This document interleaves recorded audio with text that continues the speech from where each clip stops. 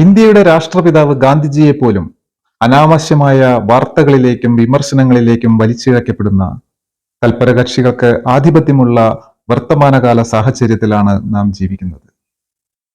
ഏലംകുളത്തിന്റെ പ്രിയ കവിയും സുഹൃത്തുമായ സുരേഷ് ചമ്പത്ത് തന്റെ ഗാന്ധിജിയെക്കുറിച്ചുള്ള മനോഹരമായ ഒരു കവിത അവതരിപ്പിക്കുന്നു. ഒപ്പം കേരള സർക്കാരിന്റെ ഉജ്ജ്വല ബാല്യം അവാർഡ് നേടിയ സുരേഷിന്റെ മകൻ കൂടിയായ ആദിത്യ കൃഷ്ണ ചമ്പത്തിന്റെ മറ്റൊരു ആധുനിക കവിത കൂടി ആസ്വദിക്കുക.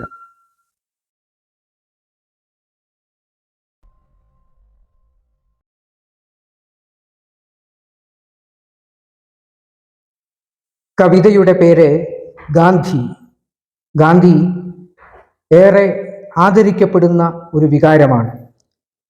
മതമായ മതമൊക്കെ നേരെന്നു കാണിച്ച അഴകുള്ള പേരല്ലോ ഗാന്ധി. മതമായ മതമൊക്കെ നേരെന്നു കാണിച്ച അഴകുള്ള പേരല്ലോ ഗാന്ധി. ഒരു സ്വപ്ന ദർശനം സാക്ഷാത്കരിച്ചതാം അറിവുള്ള പേരല്ലോ ഗാന്ധി.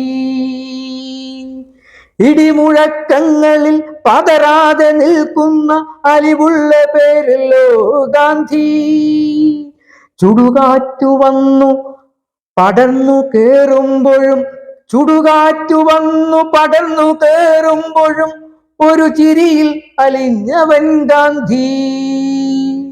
ചുടുകാറ്റു വന്നു പടർന്നു കേറുമ്പോഴും ഒരു ചിരിയിൽ അലിഞ്ഞവൻ ഗാന്ധി. പെരുമഴ കുത്തിയൊലിച്ചു പോകുമ്പോഴും പെരും ചുഴിയിൽ താണുപോകുമ്പോഴും രാമനാമത്തിലെ സത്യദർശനങ്ങളെ ജീവിത പാന്താവിൽ കണ്ടവൻ ഗാന്ധി.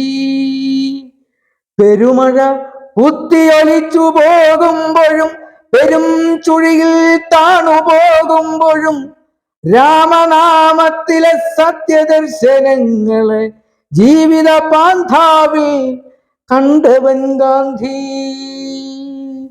ഓരടി മണ്ണും വിലപ്പെട്ടതാണെന്ന ഭാരത ദർശനം കാട്ടിയോൻ ഗാന്ധി. ഓരടി മണ്ണും വിലപ്പെട്ടതാണെന്ന ഭാരത ദർശനം കാട്ടിയോൻ ഗാന്ധി. ഏതു സൂര്യത്തിളക്കത്തിലും നീയുണ്ട്, ഏതു സൂര്യത്തിളക്കത്തിലും നീയുണ്ട്, ഏതു ചന്ദ്രധനുസിലും നീയുണ്ട്.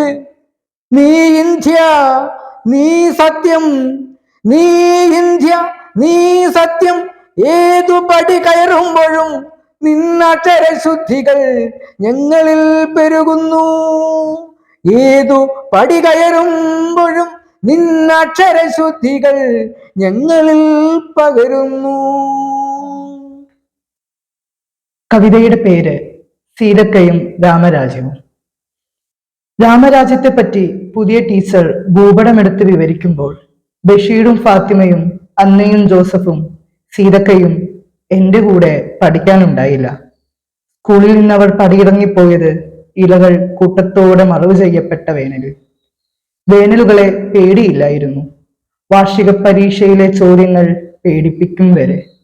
വേനൽ കൊന്നുകളെ നോക്കി ഓരോ ഇലകളും മഴക്കാല നനവുകളെ ഉള്ളിലിരിച്ചുകൊണ്ടിരുന്നു. കൂട്ടമായിട്ടുള്ള ഞങ്ങളുടെ കാൽപ്പാടുകളെ മഴക്കാലങ്ങൾ ഇതുവരെ മായ്ച്ചിട്ടില്ല. എന്നിട്ടും പടിയിറങ്ങിപ്പോയത്. ഒരുമിച്ചിരിക്കാറുള്ള ബെഞ്ചുകൾ സ്കൂൾ തൊടിയിൽ ചുറ്റും 100ഓളം ഇലകൾ പ്രസവിച്ച്. രാമരാജ്യത്തിൽ ഞങ്ങൾക്കെല്ലാം വനവാസമാണ്. ബഷീറിനെ പോലെ, ഫാത്തിമയെ പോലെ, അന്നയെയും ജോസഫിനെയും പോലെ. പിന്നെ സീതക്ക, അവൾക്ക് ഞങ്ങൾ ഭൂമി എന്ന് പേരിട്ടു. പുതിയ ടീച്ചർമാർ വരുന്നതിന് മുമ്പ് അവൾ ഞങ്ങളെ മഴ നനയിച്ചു, വേനലിനെ പറ്റി സംസാരിച്ചു, മണ്ണിനെ പറ്റി കവിത തൊടുത്തു. പഴയ പാഠപുസ്തകങ്ങൾ അറുവുമാടുകളെപ്പോലെ ലോറിയിലേറ്റിയ ദിവസം മൺകവിതകൾ ഉടഞ്ഞു. ഇലകൾ മറവ് ചെയ്യപ്പെട്ട വേനലിൽ മണ്ണിൽ വേരുകളാർത്തിയ ഒരു ചെടി കൂടി. ഇലകളെ പിന്നെ ഒരു ചെടിയും പ്രസവിച്ചിട്ടില്ല. രാമരാജ്യം ഒച്ചകളെ അങ്ങനെ വിടുങ്ങുന്നു. കാറ്റിൽ പോലും സംസാരിക്കാതെ മരങ്ങൾ സ്വയം കത്തിയൊടുങ്ങുന്നു. സീതക്കയെ ഗാന്ധി എന്ന് പിന്നീട് വിളിച്ചു, അംബേദ്കർ എന്നും. കമ്മ്യൂണിസ്റ്റ് എന്നോ സോഷ്യലിസ്റ്റ് എന്നോ ചിലർ. സീതക്ക ഭൂമിയായിരുന്നു, കടലോളം ആഴത്തിൽ. എനിക്ക് ആ ഭൂമിയിലിരുന്ന് ചക്രവാളങ്ങൾ വരെ നീന്താം. ബഷീറിനോടും ഫാത്തിമയോടുമൊത്ത് മഴ കൊള്ളാം. അന്നയ്ക്ക് വേനൽക്കാലത്ത് പ്രേമലേഖനങ്ങൾ കൈമാറാം. ഭാഷകൾ ഇപ്പോൾ അറവുശാലകളുടെ പിന്നിൽ ഊഴം കാത്തിരിക്കുന്നു.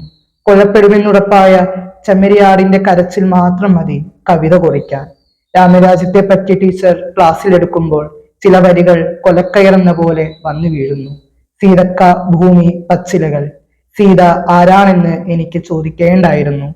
സീത ആരാണെന്ന് എനിക്ക് ചോദിക്കേണ്ടായിരുന്നു. പച്ചിലകൾ കുഴിച്ചിട്ട ഭൂമിയിൽ സീത വിപ്ലവത്തിനുള്ള നേരം കാത്ത് ഒളിവിൽ കഴിയുന്നു. പച്ചിലകൾ കുഴിച്ചിട്ട ഭൂമിയിൽ സീത വിപ്ലവത്തിനുള്ള നേരം കാത്ത് ഒളിവിൽ കഴിയും.